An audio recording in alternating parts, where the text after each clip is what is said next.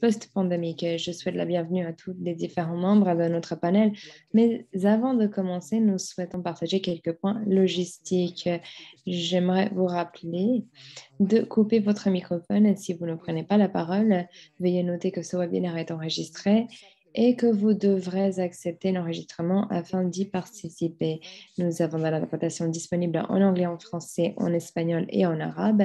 Il suffit de cliquer sur le canal linguistique de votre choix tout en bas de votre écran.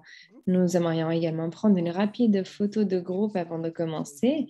Alors, si nos panélistes et orateurs d'aujourd'hui veulent bien allumer leur appareil photo, leur caméra, cela ne prendra qu'une minute. Mélanie nous guidera. Mélanie, vous avez la parole. Merci beaucoup, Marcus. Bonjour à tous et à toutes, chers membres du panel et chers intervenants. Nous allons vous demander d'allumer votre caméra pour la photo de groupe. Très bien. Télanie? Et quand je vois tout le monde, je vais pouvoir prendre la photo. Je crois que c'est tout bon. Tulani n'a pas allumé sa caméra. Souriez. 1, 2, 3, c'est parti. Et une de plus. 1, 2, 3. C'est parti. Merci beaucoup. Marcus, merci beaucoup de la photo. Nous allons maintenant entendre nos estimés co-animateurs et co-présidents du conseil d'administration de l'ISF, M. Mathias Corman, qui est secrétaire général de l'OCDE, et M. Hachim Stania, administrateur du PNUD. Sans plus tarder, écoutons-les tous les deux sur ce thématique. Vous avez la parole. Distinguished guests, colleagues, as the new co-chair of the OECD UNDP Tax Inspectors Without Borders Governing Board, I'm pleased to welcome you to today's high-level meeting alongside Achim Steiner, UNDP's administrator. Our discussions today will focus on tax inspectors without borders expanded mandate, which will help governments in developing countries adopt new and innovative tax tools, adjust to the new international tax rules, and leverage South-South expertise. We will also look at how tax inspectors without borders programs can help developing countries build capacity to combat illicit financial flows more effectively. Let me take this opportunity to thank my predecessor, Angel Gurria, for championing tax inspectors without borders over the last 6 years. Over the past 19 months, governments around the world have been seriously challenged by the impact of the COVID pandemic. The economic recovery is underway. The economic outlook is improving. Since the middle of 2020, we have been consistently upgrading our GDP projections, with global growth now expected to reach 5.7% this year and 4.5% next year. But COVID-19 has reshaped many aspects of our economy and of our societies. In particular, it has accelerated the digital transformation of our economies and societies, and it has reduced public tolerance for profitable multinational enterprises not paying their fair share of tax. That's why the two-pillar solution on tax reform, agreed last month by 136 members of the OECD G20 Inclusive Framework on BEPS to tackle the tax challenges arising from digitalization, is so important. This landmark deal on international tax reform will reallocate more than $125 billion US of profits from around 100 of the world's largest and most profitable multinationals to the markets where they operate and generate their profits. It also establishes for the first time a globally agreed minimum corporate tax rate of 15%, which is expected to generate around $150 billion US in new tax revenues globally. Over the coming years, these reforms will impact and reduce profit-shifting activities. Tax Inspectors Without Borders programs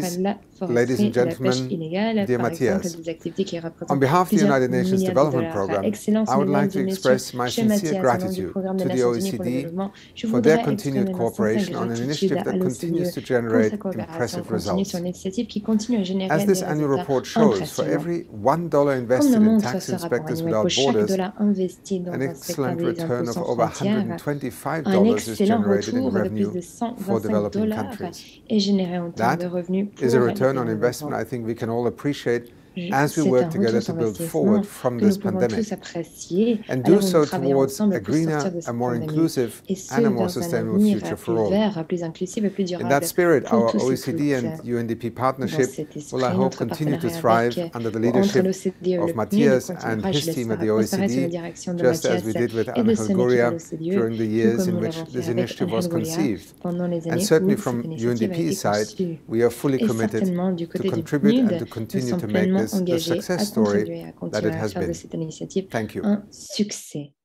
un véritable succès. Je vous remercie. Merci beaucoup. Merci au coprésident. Pour ceux et celles qui ne me connaissent pas, je m'appelle Marcus Senitu. Je suis le directeur du hub financier du PNUD. C'est un plaisir pour moi de travailler en étroite collaboration avec mes collègues de l'OCDE, de l'ISF. Sans plus attendre, j'aimerais maintenant présenter l'équipe qui va présenter le rapport annuel. Les responsables du secrétariat, Mme Rousoudan Kamalaria et M. Atasham Khan, responsables de la fiscalité pour les OCDE au PNUD, qui vont partager avec nous quelques points saillants du rapport. Merci beaucoup. Bonjour, bon après-midi, bonsoir à tous et à toutes. C'est un plaisir pour moi de vous souhaiter la bienvenue et de partager ce rapport annuel, les différents points saillants, ainsi que les différents éléments de notre initiative. Il s'agit d'une initiative conjointe entre l'OCDE et le PNUD. Nous mettons l'accent sur le renforcement des capacités, notamment pour les pays en développement. Nous souhaitons mettre l'accent sur une assistance pratique et concrète des contrôles fiscaux réels des questions de fiscalité internationale connexes. Nous savons que la période de la tolérance à l'évasion fiscale diminue. Nous savons que la pandémie de COVID-19 a un impact énorme sur la santé des personnes et des économies, et notre initiative ne cesse de lutter contre cette évasion fiscale. Nous allons présenter, et grâce à son mandat de niche et de ses antécédents en matière de collecte efficace des recettes pour les administrations fiscales, l'initiative ISF peut aider les pays à collecter des recettes nécessaires afin de surmonter les répercussions socio-économiques de la pandémie. Diapositive suivante. Quelques chiffres. Vous l'avez entendu de la part de notre secrétaire général. Malgré les différents défis que représente la COVID-19, nous avons continué avec nos opérations et 19% de nos programmes sont en cours. Au 30 juin 2021, les programmes d'ISF couvraient 47 juridictions avec 47 programmes achevés et 43 programmes en cours, dont 17 programmes sud-sud. Afin de répondre aux défis particuliers que représente la fourniture d'une assistance technique pour le renforcement des capacités pendant la pandémie, l'ISF a donné la priorité à l'assistance à distance, ce qui a permis aux opérations de se poursuivre efficacement. Diapositive suivante. S'agissant des chiffres depuis 2012, l'assistance à l'audit, y compris les cas anonymes menés lors d'ateliers conjoints avec le Forum africain de l'administration fiscale, l'ATAF, l'OCDE et le groupe de la Banque mondiale, a donné des résultats impressionnants en termes d'augmentation des recettes fiscales et des cotisations d'impôts dans les pays participants. Au total, 1,4 milliard de dollars de recettes fiscales supplémentaires collectées et 3,87 milliards de dollars d'impôts supplémentaires mis en recouvrement sont attribués à 6 programmes en Afrique, en Asie et en Amérique de l'Est, ainsi qu'en Amérique latine et dans les Caraïbes. Diapositive suivante. Quels sont les différents types d'aides? Comme vous le savez, l'initiative ISF s'est traditionnellement concentrée sur l'assistance aux audits complexes de prix de transfert, mais le même modèle d'assistance pratique est également applicable à d'autres types d'audits et d'enquêtes fiscales. Notre modèle a été élargi afin de couvrir les enquêtes fiscales et criminelles, un élément crucial dans la lutte la lutte mondiale contre les flux financiers illicites. L'initiative explore également des possibilités de programmes pilotes sur l'utilisation efficace de l'échange automatique d'informations sur les comptes financiers. Nous travaillons main dans la main avec le Forum mondial qui se charge de la mise en œuvre des normes internationales. Encore une fois, nous souhaitons aider les pays en développement à mettre en œuvre les différentes normes de manière efficace sur le terrain, notamment quand il s'agit de programmes réciproques et des normes qui sont alignées aux normes nationales et internationales. Nous explorons également le rôle de notre initiative dans la fiscalité des contrats de ressources naturelles et la fiscalité et l'environnement. Avec les différentes parties prenantes, nous explorons différentes pistes afin de mettre en œuvre des programmes pilotes. Il est très important de vous assurer que nous n'allons pas nous éloigner de notre approche principale, à savoir l'assistance aux audits. Et nous souhaitons collaborer avec les autorités fiscales du pays hôte qui auront les décisions finales. C'est-à-dire que ni l'OCDE, ni l'initiative IISF prendront des décisions de la part et au lieu de l'administration fiscale partenaire. Diapositive suivante. Quelles sont les différentes opérations en cours? La COVID-19 a présenté plusieurs défis. Depuis mars 2020, la crise de COVID-19 a empêché toutes les missions sur site de notre initiative. De plus, les capacités des administrations hautes ont été limitées, car de nombreux pays ont suspendu ou réduit leurs activités d'audit en raison de mesures de confinement, entre d'autres défis. Afin de poursuivre ces activités pendant la pandémie, l'ISF a étendu l'assistance à distance pour la mise en œuvre du programme.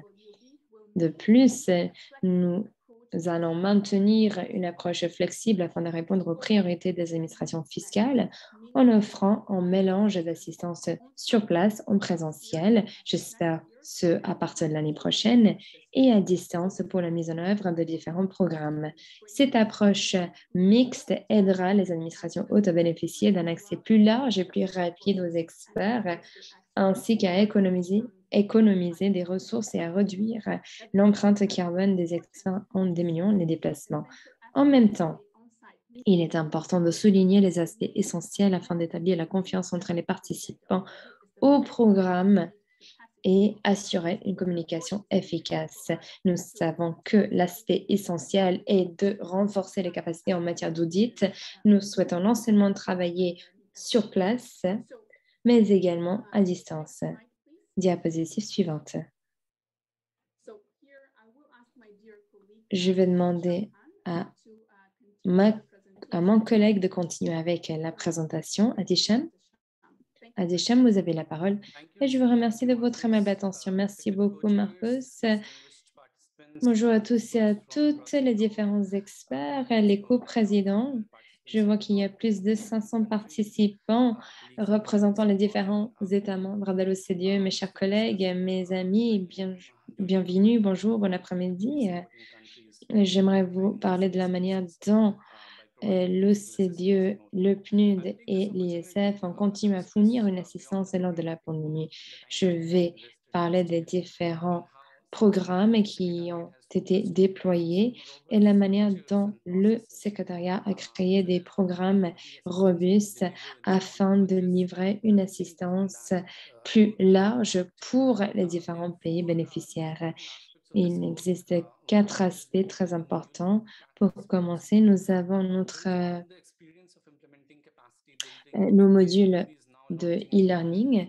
Nous souhaitons lancer notre premier module d'apprentissage en ligne destiné aux experts d'ISF au 4e trimestre 2021. Ce module interactif préparera les experts avant le déploiement du programme en donnant des indications sur la manière d'optimiser le soutien apporté aux équipes d'audit locales lors de missions sur site ou virtuelles parce que nous allons adopter une approche hybride. Le module sera accessible via la plateforme de partage de connaissances pour les administrations fiscales.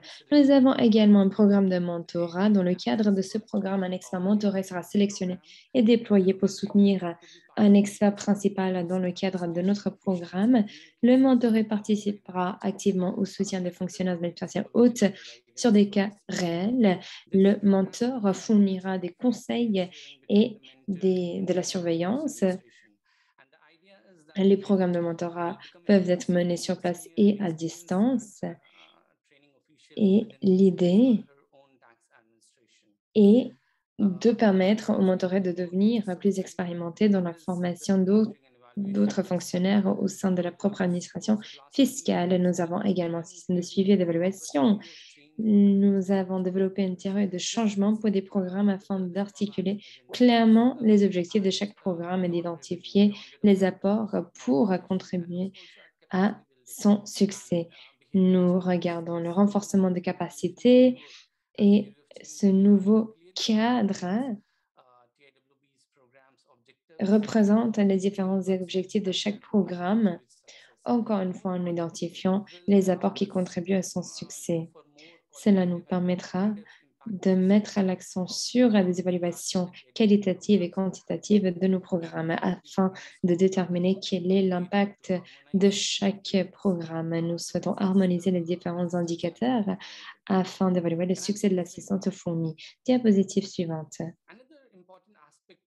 Un autre aspect très important, c'est la création d'une liste d'experts pour les différentes enquêtes. Nous souhaitons améliorer l'échange d'informations et au cours de la dernière année, nous avons travaillé en étroite collaboration avec nos différents collègues afin de mettre en place un répertoire de nos experts avec différentes compétences linguistiques, différentes expertises et avec différentes disponibilités. Comme vous voyez à l'écran, le nombre d'experts femmes est beaucoup plus important maintenant qu'auparavant. Diapositive suivante. Le PNUD a un réseau et une présence dans plus de 70 pays. Nous devons exploiter ces différentes ressources et nous travaillons afin de mettre à l'échelle le travail de l'ISF. Nous essayons de regarder les différents aspects de soutien technologique afin de déployer cette expertise à travers tous les différents pays. Ce soutien est devenu davantage important, notamment à la lumière de la pandémie. Et les pays ont travaillé d'arrache-pied afin de mettre à disposition ces différents types de soutien, qu'il s'agisse des bureaux tels le bureau cambodgien et égyptien, la communication, les outils de communication et même l'accès à l'assistance à distance sont différentes initiatives qui ont été renforcées. Nous souhaitons augmenter et améliorer la prestation de services et le rôle des différents bureaux du PNUD est davantage important. Pourquoi? Parce que nous devons surmonter les différents défis, les barrières non seulement linguistiques, mais également culturelles. Il faut favoriser une relation de confiance entre les différentes parties prenantes. De la même veine, si je pense de la Colombie, de la Mongolie et différents pays, nous essayons de fournir des services dans la langue locale pour que les différentes parties prenantes puissent accéder aux programmes déployés par l'initiative IISF et en bénéficier pour que les différents travaux sont soutenus. Nous souhaitons mettre en place des synergies entre les différents partenaires pour éviter qu'il y ait des doublons de travail.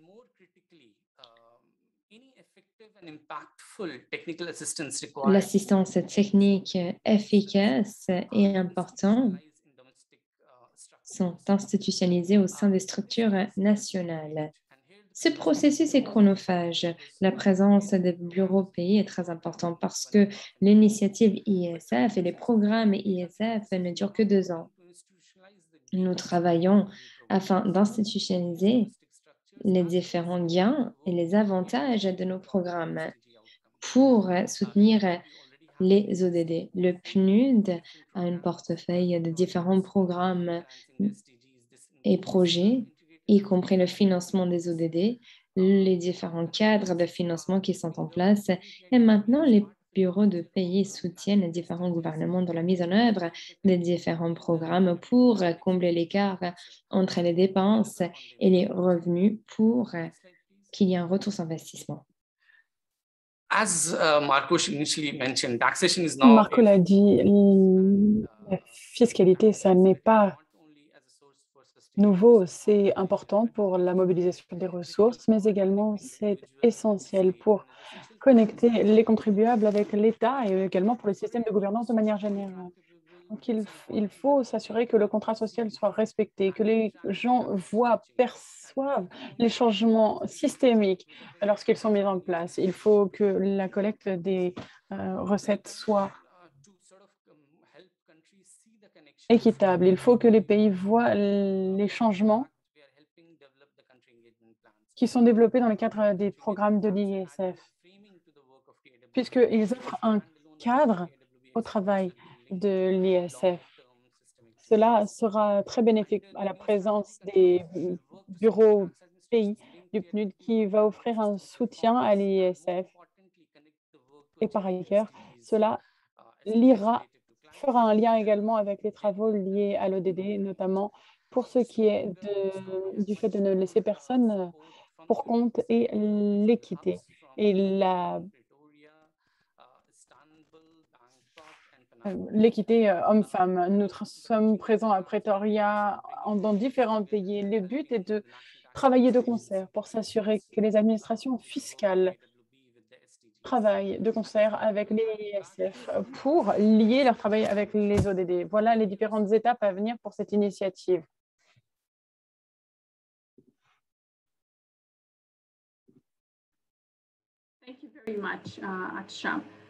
Merci beaucoup. Diapo suivante. Très rapidement, quelles sont les prochaines étapes? Eh bien, nous avons presque atteint les 100 programmes d'ici la fin de l'année. Nous l'espérons peut-être pas, mais peut-être au moins d'ici la fin de l'année prochaine. Nous voulons reprendre les missions sur le terrain à partir de 2022. Nous voulons faire notamment du transfert de connaissances avec les administrations fiscales. Et donc, nous devons matérialiser notre approche sur les frontières et nous voulons déployer également les programmes d'investigation criminelle en matière fiscale. C'est la raison pour laquelle nous allons mettre en place différentes clauses. Nous voulons également pouvoir livrer 3 programmes pilotes d'ici 2022. On a récemment lancé un programme en Malaisie. Nous espérons que d'ici 2022, nous allons pouvoir mettre en place d'autres programmes de ce type que nous allons pouvoir déployer d'ici 2023. Nous voulons également augmenter encore la coopération sud-sud, notamment sur la digitalisation des administrations fiscales et de l'environnement.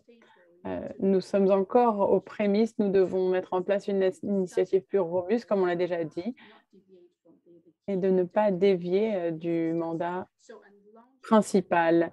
Nous voulons également lancer un nouveau système de mentorat, en particulier en nous concentrant sur les femmes.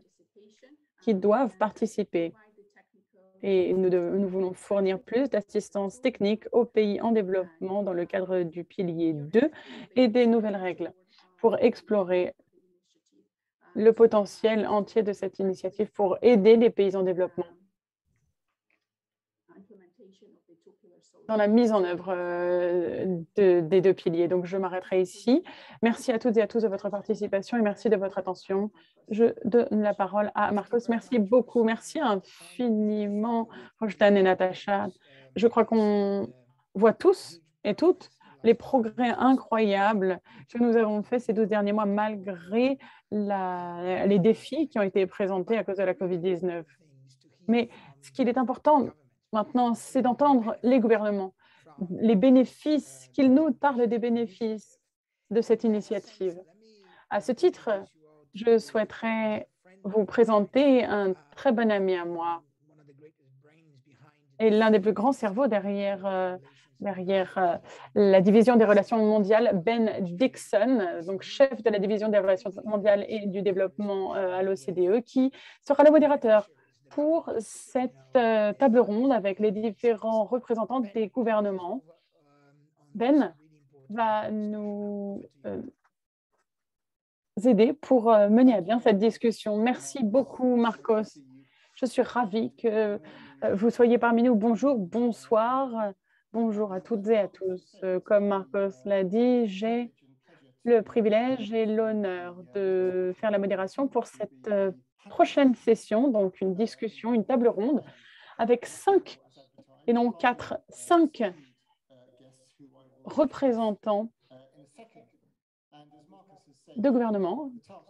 Comme Marcos l'a dit, le but est de se concentrer au niveau national maintenant.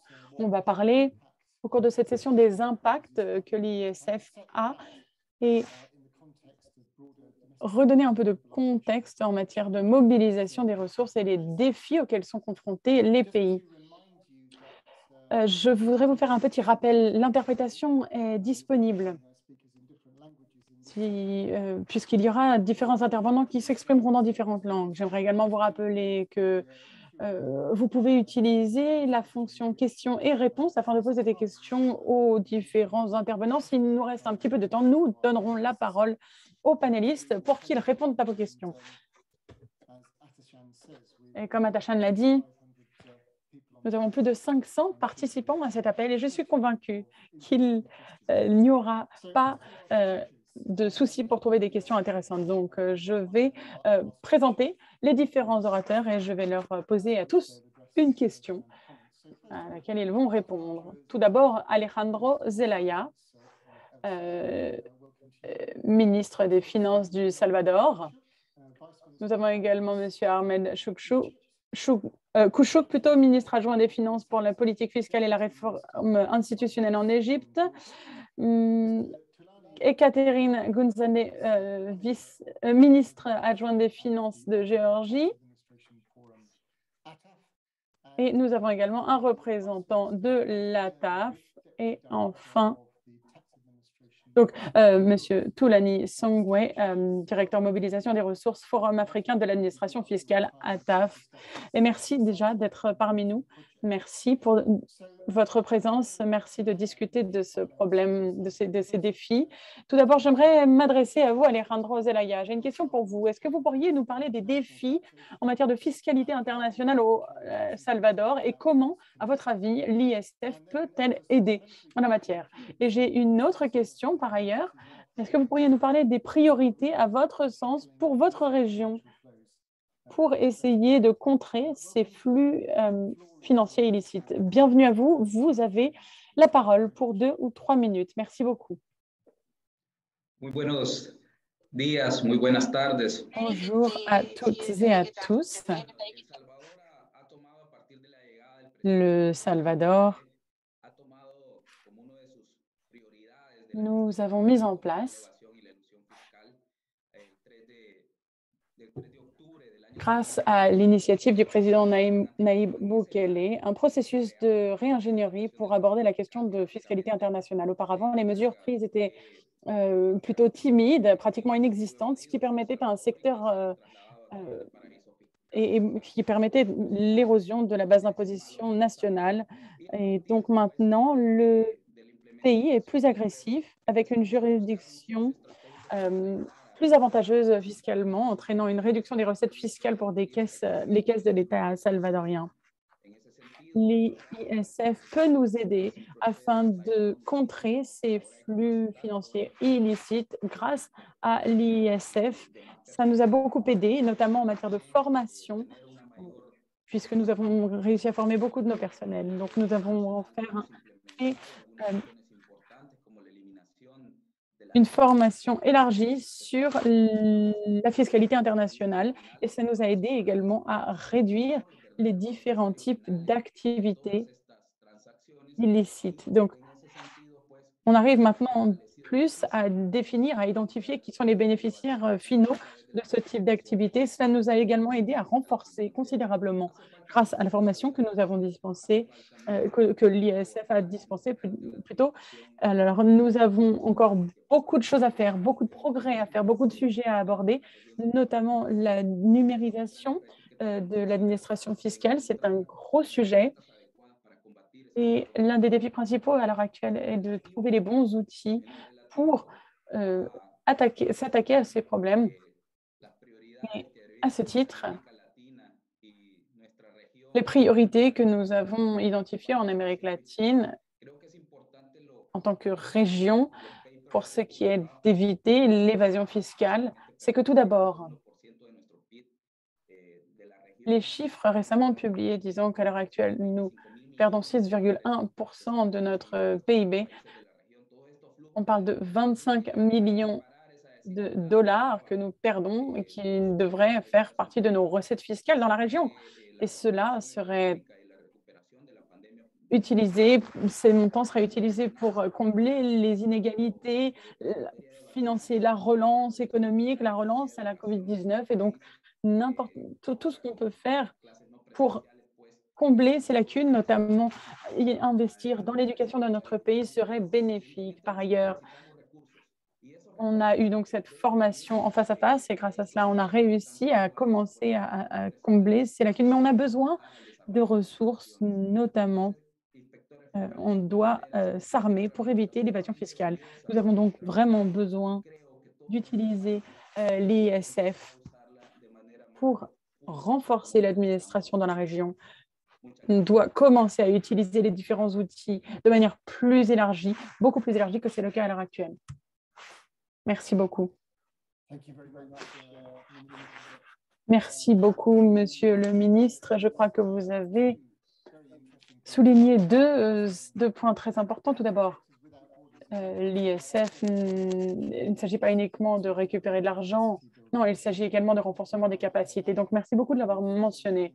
Par ailleurs, l'ISF permet de faire un lien entre l'argent qu'on arrive à collecter de par l'évitement de cette évasion fiscale et les inégalités qu'on peut combler grâce à ces recettes fiscales. Et je suis convaincue que nos objectifs sont alignés avec les différents pays. Merci beaucoup.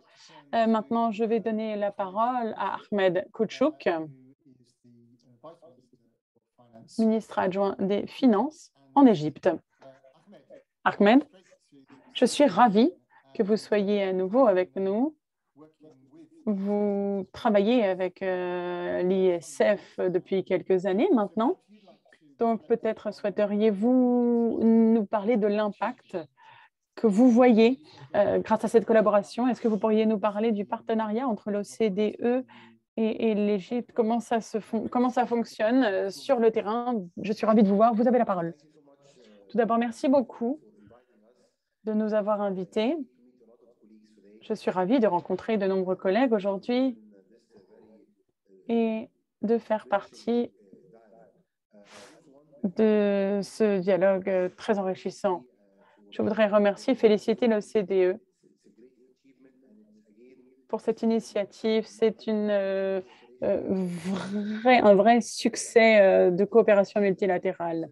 Pour revenir à votre question, depuis 2017, nous avons travaillé avec l'ISF sur les problèmes de prix de transfert, entre autres. Et il y avait beaucoup de défis, mais je souhaiterais vous dire que le problème principal auquel nous étions confrontés, c'est que les défis sont les mêmes. On essaie tous d'augmenter nos recettes fiscales pour être à la hauteur des besoins de nos citoyens. C'est la priorité. Et au cœur de tout, c'est les personnes, les renforcements des capacités, les compétences. C'est ça dont nous avons particulièrement besoin. Et c'est là que l'ISF a un rôle crucial à jouer parce qu'ils peuvent renforcer les capacités et les compétences de nos ressources humaines pour être en mesure d'être à la hauteur des meilleures pratiques. Et je crois que pour ce qui est des prix de transfert, la capacité qu'on a pour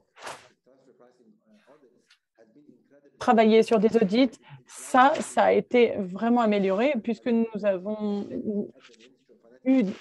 bénéficié de transfert des capacités et également de renforcement des capacités. Et c'est très bénéfique pour les contribuables. Ça nous aide à renforcer la présence de multinationales sur le territoire, mais également d'en tirer profit. Les administrations fiscales sont donc bien plus armées et cela nous permet également de travailler sur les réformes législatives. Grâce au programme de l'ISF, le gouvernement égyptien a réussi à voir clairement les lacunes de la législation, ce qui a conduit à mettre en place des audits.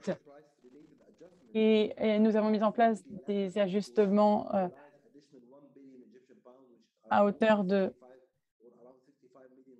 65 millions de dollars qui ont été donc recouvrés grâce au programme de l'ISF. Donc, à nouveau, beaucoup de progrès ont été faits.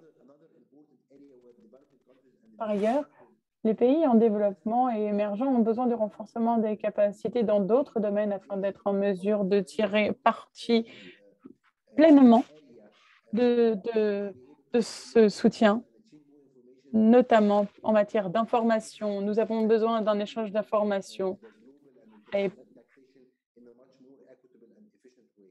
nous devons travailler de manière plus équitable. Donc, les ajustements fiscaux liés à l'initiative de l'ISF ont représenté plus d'1 milliard de GP, donc environ 64 millions de dollars de recettes fiscales en plus. En 2019, le programme de l'ISF a rejoint la collaboration du programme HMRC et nous avons fait donc de l'échange des informations. Le Bureau national du PNUD a apporté également son soutien à la mise en œuvre des programmes de l'ISF et récemment, nous avons beaucoup aidé à nous doter des outils nécessaires pour soutenir les ateliers organisés virtuellement. Nous travaillons également sur les ODD. Nous savons que c'est la priorité et cela peut nous aider. Les régimes fiscaux peuvent nous aider à nous mettre sur la bonne voie vers une relance verte et des politiques favorables à la lutte contre le changement climatique. Nous avons besoin d'un régime politique fiscal qui puisse nous aider à nous mettre en ligne avec les objectifs du développement durable. Je m'arrêterai ici, mais je voudrais vous remercier au nom du ministère des Finances égyptien. Merci beaucoup, Monsieur le ministre adjoint, d'avoir parlé des bénéfices concrets de cette coopération. Je suis ravie de l'entendre. Je vais maintenant donner la parole à son Excellence Catherine Etsetse de Géorgie, Catherine Gonzadze, ministre adjointe des Finances de Géorgie. Est-ce que vous pourriez parler du rôle de l'ISF dans le renforcement des capacités en Géorgie pour éviter l'évasion fiscale? Est-ce que vous pourriez commenter également si vous avez observé dans le temps une amélioration de la conformité fiscale, puisque c'est également un des objectifs finaux, changer les comportements des contribuables et des entreprises. Peut-être que vous souhaiteriez ajouter des commentaires à ces questions. Vous avez la parole. Merci beaucoup. Tout d'abord, je souhaiterais également vous remercier de m'avoir invité à prendre part à cette table ronde. Je suis honorée. Merci également Arusoudan, qui nous a beaucoup aidé en matière de réforme fiscale en Géorgie. Merci pour cette question. Et l'ISF, le programme de l'ISF a aidé la Géorgie pour augmenter sa confiance et ses compétences en matière d'audit pour améliorer la coopération avec les contribuables, la conformité fiscale également au cours de notre réforme à long terme. La Géorgie a eu la chance d'être très soutenue dans ces réformes, notamment pour ce qui est des administrations fiscales.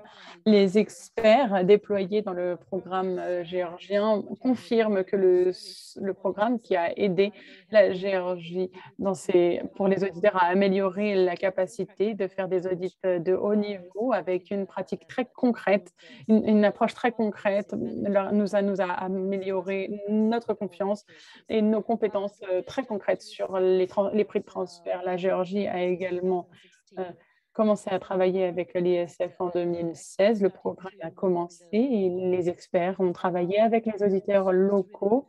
Le département géorgien vraiment observe au quotidien les bénéfices de cette collaboration.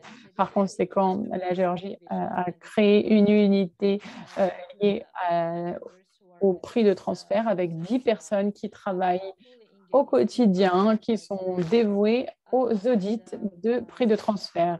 Nous avons mis en place cette unité. Cela nous a permis de renforcer les capacités de nos équipes et d'avoir une équipe tout à fait spécialisée sur ce pan de la fiscalité. Pour continuer sur la question que vous m'avez posée, sur l'amélioration de la conformité fiscale. Alors, bien entendu, les améliorations, elles sont extrêmement visibles, en particulier en période post-Covid.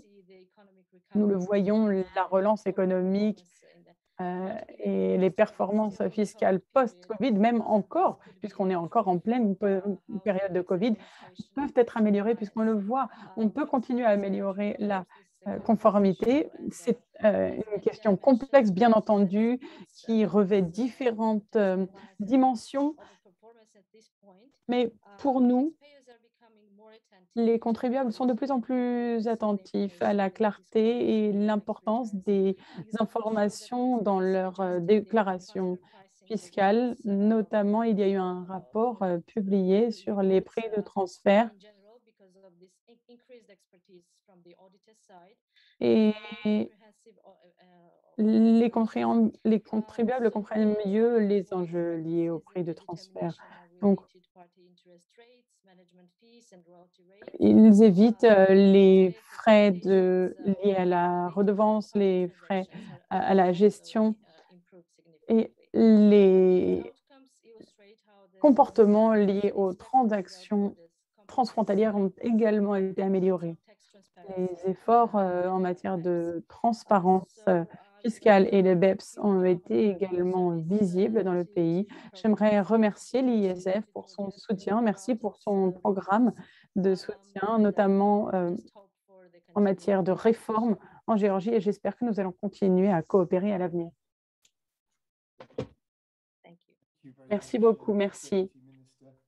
Merci, Madame la ministre adjointe. Merci d'avoir partagé votre expérience, en particulier sur ce que vous observez en matière de conformité fiscale, puisque vous voyez que ça va dans le bon sens. Vous l'avez dit, la Géorgie a participé à de nombreuses initiatives en matière de coopération fiscale et vous êtes également très avancé dans le cadre du BEPS et vous l'avez dit, l'ISF est un bon complément à ces initiatives et cela semble bien fonctionner dans votre cas. Comme vraiment deux éléments très complémentaires. Donc, merci beaucoup de votre contribution. Je vais maintenant me tourner vers Tulani Shangwei, directeur mobilisation des ressources à l'ATAF. L'ATAF est un grand partenaire de l'OCDE depuis de nombreuses années maintenant. Donc, je suis ravie que Tulani soit avec nous aujourd'hui à la place de son collègue qui aurait dû être là, mais qui n'a pas pu se joindre à nous malheureusement. Mais Tulani, je suis ravie que vous soyez avec nous. Vous allez peut-être commenter comme les précédents orateurs l'ont fait, sur cette initiative et à quel point elle est favorable et bénéfique. Et comment est-ce que ça s'articule entre la TAF, l'OCDE? Comment est-ce que vous travaillez dans les différents pays? Merci beaucoup, Ben, et merci beaucoup à l'IISF de me donner la parole dans le cadre de cette table ronde. Bonjour, bonsoir, chers collègues. Je crois que tout d'abord, il faut souligner l'importance du programme que la TAF et l'IISF ont mis sur pied. Il s'agit d'un programme de technique, d'assistance technique élargie qui est en fait le socle pour l'assistance technique au niveau mondial et donc une des priorités, bien entendu, et une législation efficace, les formations également pour améliorer les capacités des agents fiscaux dans leurs tâches quotidiennes. Les travaux de l'ISF et de la TAF sur le continent ont eu des résultats extrêmement positifs, comme Rosadan l'a bien souligné. Donc, je vais vous donner un exemple des efforts mis en place pour mobiliser des ressources au niveau national, notamment puisque nous avons recouvré plus de 2,3 milliards de dollars et les chiffres que nous avons aujourd'hui entendus montrent bien le niveau de succès de nos partenariats au niveau du continent africain. Par ailleurs, nos efforts pour mobiliser les ressources nationales en Afrique montrent bien que les litiges en matière de prix de transfert et d'ajustement fiscal ont engendré une victoire au tribunal en Zambie, notamment c'était dans le secteur minier, et cela représente 14 millions de dollars de recettes fiscales supplémentaires pour le pays. Par ailleurs, le programme vise à étendre ces résultats d'audit. Pour revenir au cas de la Zambie, donc un programme ISF a fait un partenariat avec le Forum intergouvernemental sur l'extraction minière. On a vu à nouveau beaucoup de progrès depuis 2016. On a vu que le nombre d'entreprises minières qui payent des impôts a doublé. Cette augmentation représente environ 214 millions de dollars supplémentaires de recettes en 2016. Lorsque le programme a commencé, ces entreprises minières représentaient environ 60 millions de dollars et là, on parle de 300 millions de dollars de recettes de la part du secteur minier. Donc, ces programmes sont extrêmement fructueux. On travaille en partenariat pour s'assurer que les programmes soutiennent les pays, non seulement pour recouvrer et collecter des recettes fiscales, mais également pour s'assurer qu'il y a une continuité des programmes et qu'on renforce les capacités. Par ailleurs, nos programmes garantissent une certitude fiscale pour s'assurer que les contribuables peuvent interagir avec les administrations fiscales et ainsi améliorer leur conformité. Et nous avons même commencé à faire des accords de prix multilatéraux. Voilà, j'ai hâte de répondre à vos questions et d'avoir une discussion plus large. Merci beaucoup. Je vais peut-être, étant donné qu'il nous reste un peu de temps, vous poser une question sur les flux financiers illicites. C'est bien entendu un thème important en Afrique et au-delà du continent africain. Peut-être que vous pourriez nous dire comment vous abordez ces sujets et comment certaines de vos activités s'appliquent à la lutte contre les flux financiers illicites et comment l'ISF et la TAF travaillent de concert sur ce sujet. Oui, tout à fait. Merci beaucoup pour cette question en lien avec ce que je disais. Alors, nous regardons les transactions financières et commerciales pour éviter ce type de flux financiers. Il y a un rapport annuel sur les flux financiers illégaux en Afrique et les activités commerciales représentent une grande partie. On parle donc des prix de transfert agressifs réduction des intérêts et des plans fiscaux. Voilà les éléments qui peuvent être manipulés, utilisés à mauvais escient par les planificateurs agressifs, non seulement pour les multinationales, mais de manière générale par d'autres acteurs de ces activités commerciales. Afin de combattre cela, la priorité est d'améliorer la législation, d'améliorer la réglementation, d'améliorer également les interactions entre les contribuables et les administrations fiscales. Nous avons également observé qu'une législation plus facile à interpréter, à comprendre, engendre plus de conformité. Par ailleurs, lorsque les agents qui travaillent dans les administrations fiscales comprennent eux-mêmes mieux les législations, ils peuvent rentrer dans le détail de ces cas, de ces affaires et grâce au cadre législatif, ils peuvent mieux mener à bien leurs activités. Bien entendu, la transparence est essentielle. Par conséquent, nous nous concentrons également sur l'échange des informations et la coopération interagence entre les pays. Et nous regardons également la corruption et la mauvaise gestion et la manipulation des factures. Et enfin, on a vu les chiffres concernant les flux financiers illicites et l'Afrique en souffre énormément. Notre intention est donc de réduire ces chiffres puisque nous voulons faire un partenariat avec notamment l'ISF et d'autres associations pour soutenir les pays dans leurs efforts d'audit, comme nous l'avons dit, qui augmentent drastiquement les recettes fiscales et qui peuvent vraiment aider à combattre les flux financiers illicites. Je vous remercie. Merci beaucoup, Tulani. Et merci parce que dans votre première intervention, vous avez parlé de la question de l'industrie extractive. Et c'est vraiment une question qui passe ou qui casse pour différentes administrations fiscales. J'ai vu dans le chat plusieurs questions à cet égard, s'agissant du secteur extractif, des questions s'agissant de notre travail sur l'environnement et sur le secteur extractif, comme l'a dit Tulani. Nous avons fait de beaux progrès s'agissant de ce secteur. Je vous invite à regarder les chiffres et les montants faramineux, notamment ceux qui concernent la Mongolie. Ces chiffres sont disponibles sur notre site web. Nous avons également fait un travail acharné sur l'environnement et nous allons y revenir dessus lors des prochaines réunions. Merci beaucoup, Tulani. Et je passe maintenant à la vice-ministre Angela Maria Lopez, directrice adjointe du service d'administration de Rentas, Honduras. Bienvenue. Et ma question est la suivante, Madame la directrice adjointe. Quand il s'agit de la coopération Sud-Sud, l'initiative IISF a travaillé d'arrache-pied afin de réunir les différents experts partout dans le monde.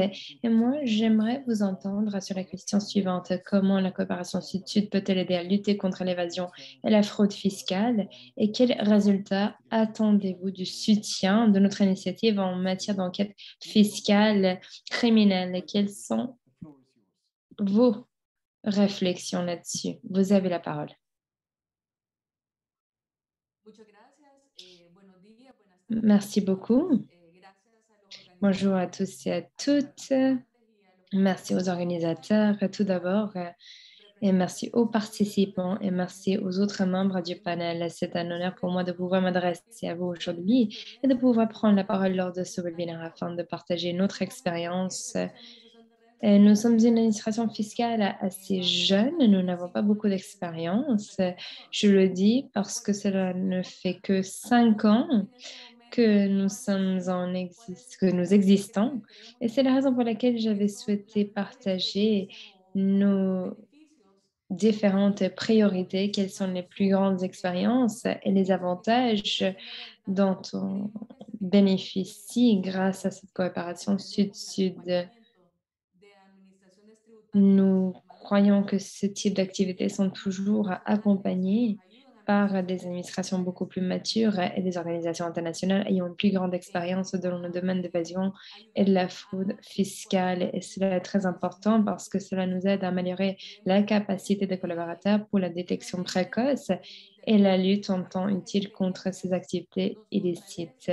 Nous pensons fermement que cela renforce notre capacité et les différentes plateformes telles celles que nous allons lancer sont d'une aide précieuse dans la formation de nos collègues, de nos collaborateurs et de tous ceux et celles qui travaillent au sein du département de détection précoce d'activités illicites. Nous savons que c'est une opportunité extraordinaire. Nous souhaitons profiter des différentes initiatives qui vont nous permettre de mettre en place des systèmes d'alerte précoce, de détection précoce en tant qu'administration fiscale ou partout dans le monde. Nous devons nous réunir, et notamment pendant cette ère post-pandémie. Nous savons que ces activités illicites continuent sans cesse. Nous devons nous réunir pour pouvoir de manière efficace lutter contre l'évasion fiscale et la fraude fiscale. Ces différentes initiatives, je l'espère, vont contribuer à une lutte efficace et une planification nationale contre l'évasion et la fraude fiscale. Nous pensons que ces différentes normes et processus et les différents efforts nous aideront à identifier ce type de délits fiscaux, mais également ces différentes activités nous aideront à améliorer nos activités. Nous pensons qu'au sein de notre administration, nous avons pu créer une unité spécialisée. C'est le bureau de l'inspecteur général qui a été créé. Il s'agit de l'organe compétent au sein de l'organisation chargée de gérer les enquêtes criminelles. Cette entité a vu le jour en 2017.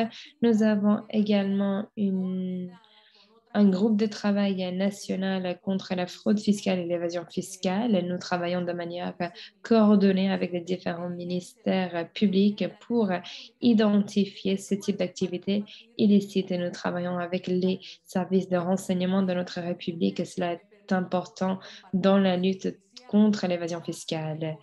Ce mois-ci, au mois de novembre, nous avons commencé de manière formelle notre première étape du plan de travail avec le ministère des Finances du Mexique.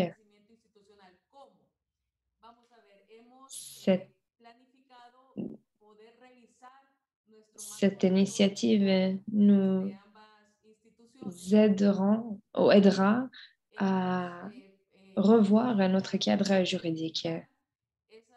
Travailler avec le ministre des Finances du Mexique nous aidera à améliorer les capacités des enquêteurs et des vérificateurs qui sont chargés de lutter contre ces fraudes.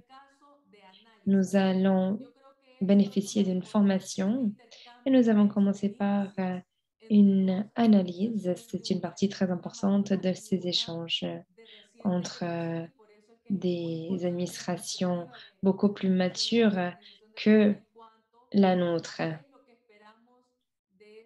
C'est la raison pour laquelle les différents services et les différentes administrations doivent exprimer leurs besoins pour qu'il y ait une vraie coopération sud-sud. Nous souhaitons renforcer nos capacités, mais également renforcer nos compétences dans la détection et la lutte contre la fraude fiscale et cette lutte contre ces différents délits fiscaux,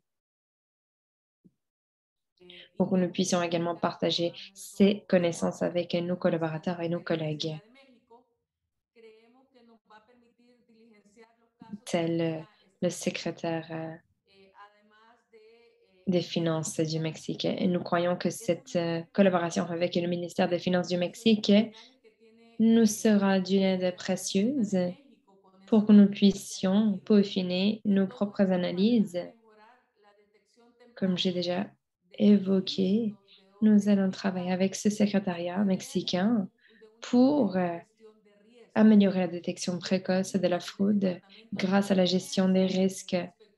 Et nous souhaitons renforcer les procédures en devenant une référence au niveau régional en tant qu'administration fiscale qui sert de bras technique d'investigation au ministère public.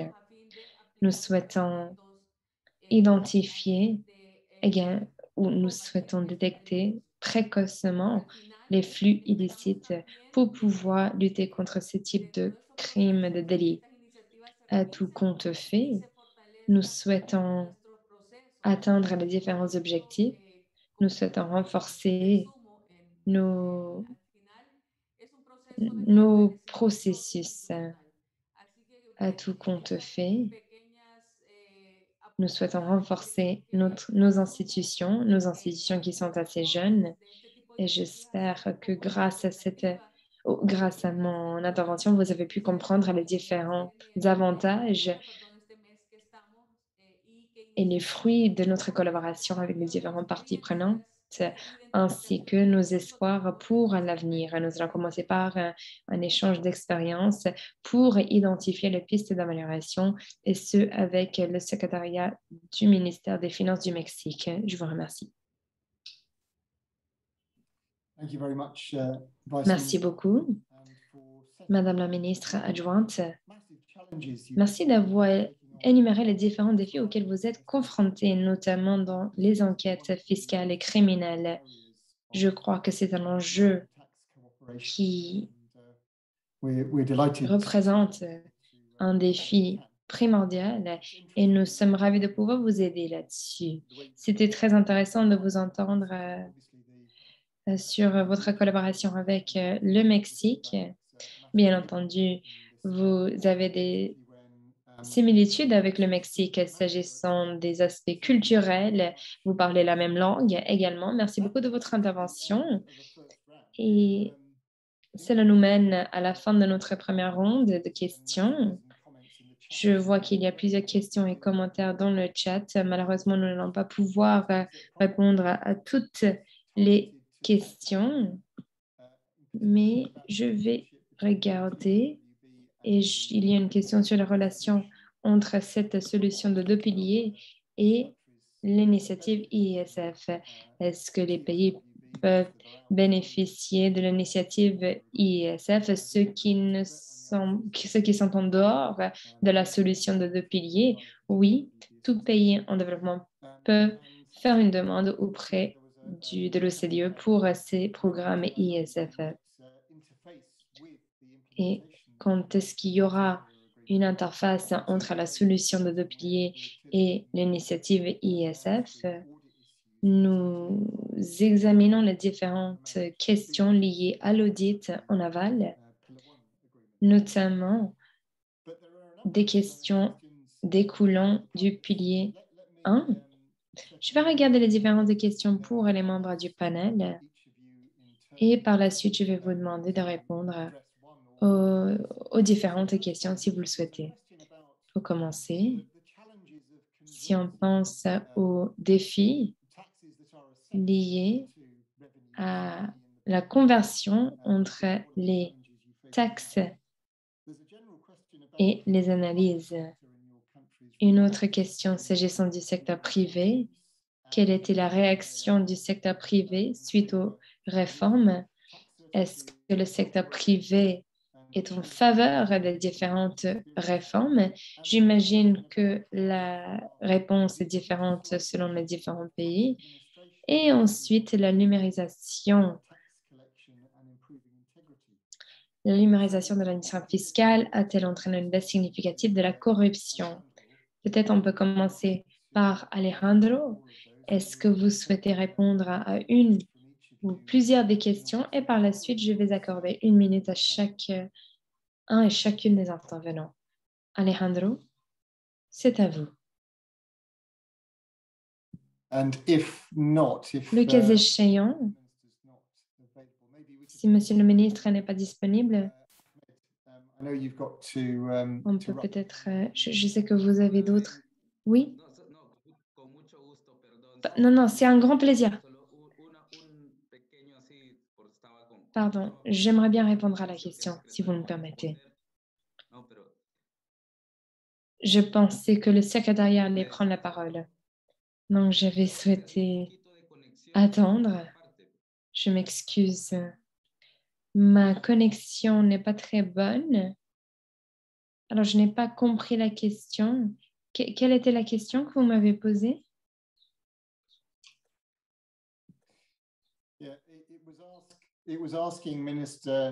Oui, Monsieur le ministre, est-ce que vous souhaitez apporter votre pierre à l'édifice s'agissant de défis liés à la conversion des impôts évalués aux revenus réels? Quel est le feedback du secteur privé s'agissant de vos réformes? Et troisième, quel est le pouvoir ou la puissance de la numérisation dans l'amélioration de l'intégrité fiscale? Vous pouvez répondre à toutes les questions ou à une seule si vous le souhaitez. C'est à vous de décider. Bien entendu, je vais essayer de répondre aux différentes questions en restant aussi bref que possible pour que les autres participants puissent prendre la parole. Et pour commencer, je crois que l'aspect le plus important de cette question de fiscalité internationale est qu'il faut criminaliser les entreprises. Il ne faut pas oublier que les contribuables sont nos alliés dans cette lutte contre l'évasion et la fraude fiscale. S'il n'y a pas de paiement volontaire, on ne pourra rien faire afin de trouver et sanctionner ceux qui essaient d'évader et d'éviter de payer leurs impôts. Il faut montrer et mettre un précédent, notamment dans les sanctions de ceux et celles qui pratiquent l'évasion fiscale. Ce sont tous des criminels. C'est très important d'établir des messages clés pour dissuader ceux et celles qui essaient de faire de l'évasion fiscale, mais on peut également mettre en place des initiatives, des incitations pour corriger de mauvaises pratiques. Cela nous a beaucoup aidé au Salvador auparavant. Et j'encouragerais d'autres administrations fiscales à en faire de même pour que les entreprises aient l'opportunité et la possibilité de corriger leurs torts du passé, et ce pour rendre la vie plus facile. Et nous, de notre côté, on peut collecter et récupérer, percevoir des impôts. Si je pense aux différentes initiatives, les initiatives d'ISF peuvent nous aider à rendre visibles les projets d'investissement public pour attirer un investissement privé et qui vont augmenter le PIB de notre pays. Pour montrer les différents impôts que nous avons pu récupérer, nous savons très bien que l'évasion fiscale est un délit dit silencieux. Alors, qu'est-ce que cela veut dire? Quels sont les chiffres? Comment peut-on utiliser cet argent récupéré pour le pays, à savoir les investissements dans les systèmes de santé, l'éducation, les services publics? Et je crois que ces différents enjeux sont très importants, non seulement pour le Salvador, mais également pour l'Amérique latine de manière générale. Et lors de cette ère post-Covid, nous devons essayer de récupérer cet argent, mais également l'utiliser et l'investir dans différentes priorités. Nous savons que la numérisation est un défi flagrant. Pourquoi? Parce que les différents flux illicites sont cachés. On doit faire attention. Le e-commerce et la numérisation n'est pas toujours mauvais. On ne doit pas freiner les progrès technologiques de nos différents pays. C'est le vrai défi. Il faut trouver l'équilibre délicat. Comment stopper les flux illicites numériques tout en permettant à nos marchés digitaux à fleurir?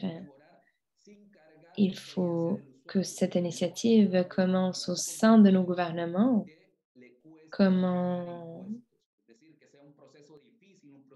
réduire la charge de travail parce qu'on ne veut pas que les contribuables aient des systèmes complexes et compliqués à gérer.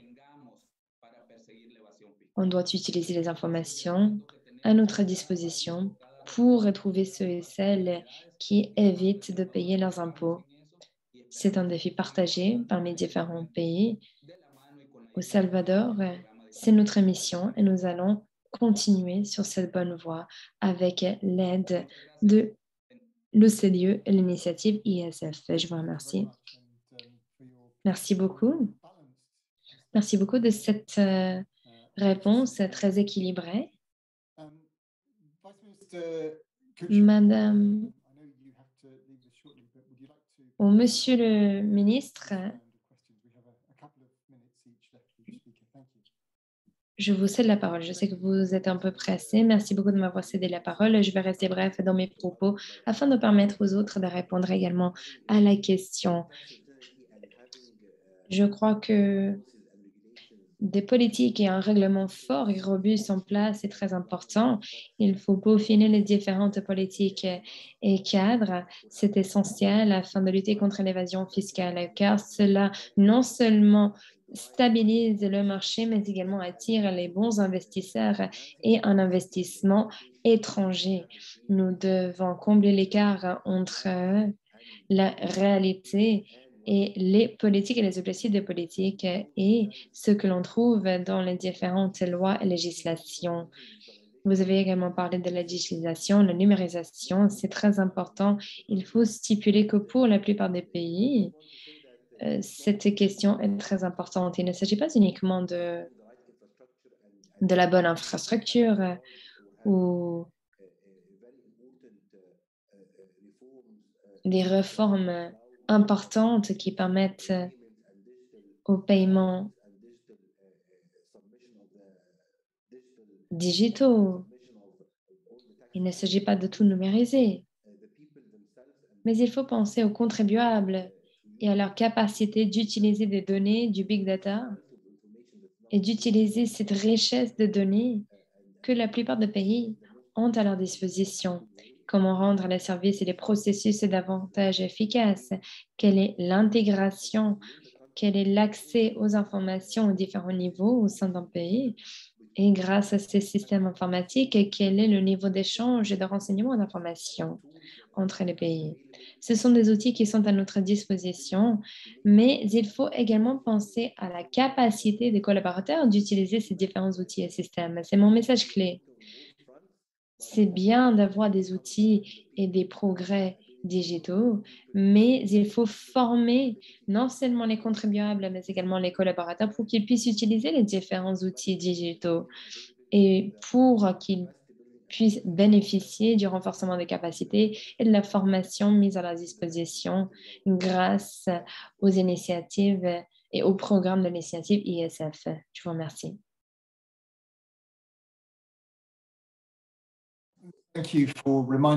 Merci beaucoup de ce petit rappel. Vous avez mis l'accent sur l'aspect humain et il faut également renforcer les aspects humains. Il ne nous reste pas beaucoup de temps. Madame Konsangse, merci beaucoup. Oui, je suis tout à fait d'accord avec les propos et les déclarations faites par mes collègues. Les ressources humaines et la capacité humaine est très importante également, notamment lorsque l'on pense aux différents règlements liés au prix des transferts. Il faut former et accompagner les contribuables et les collaborateurs pour qu'il y ait un taux de conformité élevé grâce à la communication et à la coopération. Bien entendu, les services électroniques et la numérisation sont des aspects et des enjeux clés pour augmenter la disponibilité de ces services, ce qui engendrera, à mon avis, une augmentation de conformité, de volonté chez les contribuables. Merci beaucoup d'avoir partagé votre expérience. Avant-dernière intervention, Toulani, est-ce que vous souhaitez répondre à la question? Oui, certainement. Merci beaucoup. Le défi lié aux systèmes fiscaux sont importants, mais on peut améliorer le règlement. On peut regarder les différentes lois et législations qui sont en vigueur pour que les contribuables puissent faire appel. Nous avons également des tribunaux fiscaux dans certains de nos États membres pour que l'argent soit alloué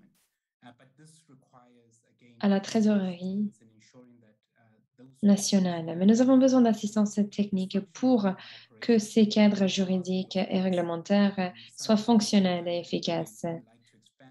Et dernièrement, nous avons fourni un soutien aux judiciaires parce que les cadres juridiques sont très complexes et parfois cette question fiscale n'est pas très connue par les différentes parties prenantes juridiques. Merci beaucoup, Toulani. C'est une vraie question partout dans le monde et nous devons soutenir le judiciaire pour que les acteurs puissent comprendre les différentes composantes de la fiscalité. Et pour conclure, Madame la vice-ministre Angela, vous souhaitez prendre la parole? Oui, merci beaucoup de m'avoir cédé la parole. Je crois que en ce qui concerne cette discussion, il faut renforcer les institutions et la capacité de nos institutions. Nous savons qu'il faut des cadres réglementaires en place qui sont robustes et les collaborateurs doivent être formés avec les bonnes compétences nécessaires et avec des plateformes ou de l'infrastructure technique à leur disposition pour aider les collaborateurs et les collègues dans leur travail. Le problème lié à la numérisation est l'équilibre. Il faut trouver l'équilibre entre la maîtrise et le contrôle et la simplification de nos systèmes. Nous souhaitons rendre le paiement des impôts plus facile et plus simple, mais il ne faut pas oublier qu'on souhaite contrôler et pouvoir contrôler ce paiement d'impôts. On doit pouvoir vérifier les données grâce aux différentes plateformes de renseignement et d'échange de données. L'intelligence artificielle jouera un rôle très important à l'avenir, notamment dans la détection précoce quand il y a des violations et des délits fiscaux qui sont commis. Nous savons que la numérisation et le renforcement de nos compétences technologiques vont rendre le paiement des impôts plus facile à l'avenir, mais également le contrôle de ces paiements par les autorités fiscales plus facile. Merci beaucoup. C'est un rappel très utile et c'est sur la liste à faire de notre initiative ISF. Nous souhaitons explorer les différentes manières dont on peut soutenir les administrations fiscales, l'échange des expériences dans les 4 coins du monde. Nous allons y revenir lors des prochaines séances. Je m'excuse, nous nous sommes rendus à la fin de notre séance. Je souhaite remercier les différents membres du panel fantastique de leurs interventions. Une belle discussion. Merci beaucoup de votre participation.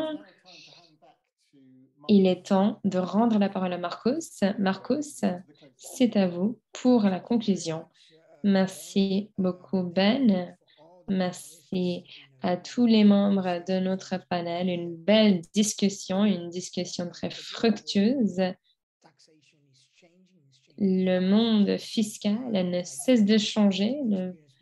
Je crois que les différentes expériences qui ont été partagées des différents pays, le Salvador, Honduras, j'ai vécu pendant plusieurs années au Salvador. J'ai travaillé au Honduras également. J'ai travaillé avec les différents ministres. Et j'ai également une belle relation de confiance avec nos amis de la TAF, nos amis au sein du ministère géorgien et égyptien.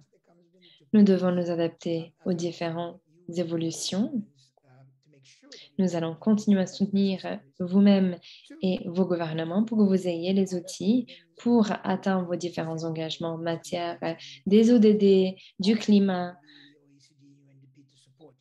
Et vous pouvez compter sur l'ISF, l'OCDE et le PNUD. Je souhaite remercier le PNUD, le secrétaire général de l'OCDE, et je souhaite également remercier notre secrétariat. Cela fait 12 mois que nous travaillons d'arrache-pied pour faire de ce service une vraie réalité. Notre travail a porté ses fruits et je vous encourage de lire le rapport pour avoir accès aux informations essentielles et critiques. J'attends avec impatience la prochaine séance, le prochain rapport d'ici 12 mois. Merci à Ruth Soudan Atasham, merci à toute l'équipe à Paris, à New York et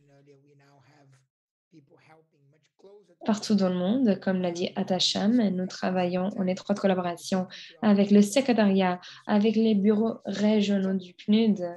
Sur ce, je clôt cette réunion. Je vous souhaite une très belle après-midi, soirée, matinée. Et j'attends avec impatience notre prochaine réunion. Portez-vous bien et à bientôt. Au revoir. Thank you.